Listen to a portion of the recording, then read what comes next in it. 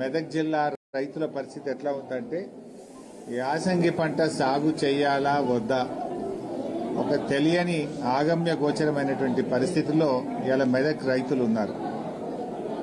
ముఖ్యంగా గణపురం ఆనకట్టకు ఈ యాసంగి పంటకు ప్రభుత్వం నీళ్లు విడుదల చేస్తుందా చేయదా అని అర్థం కాక రైతులు చాలా కన్ఫ్యూజన్లో ఉన్నటువంటి పరిస్థితి.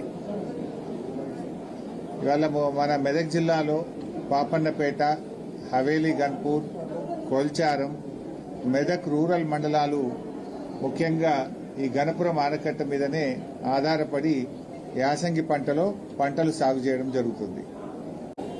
అయితే సింగూరు ప్రాజెక్టు మరమ్మతు చేయాలనేటువంటి పేరిట ఇవాళ సింగూరు ప్రాజెక్టు మొత్తం కూడా ప్రభుత్వం ఖాళీ చేసింది.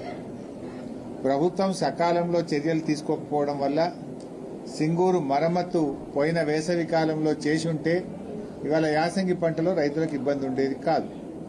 మరి ఇప్పుడు కూడా సింగూరులో దాదాపు 15 టీఎంసీల నీళ్లు ఉన్నాయి.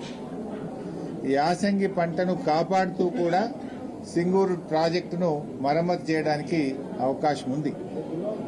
కానీ ప్రభుత్వానికి చిత్తశుద్ది లేదు. ఇవాళ రైతుల్ని చాలా కన్ఫ్యూజన్లో పెడతా ఉన్నారు. ఇవాళ చాలా మంది రైతులు కూడా ప్రభుత్వం నుంచి ఏదైనా స్పష్టత ఇస్తారేమో, ఏదైనా ప్రకటన ఇస్తారేమో అని చెప్పి చూస్తా ఉన్నారు.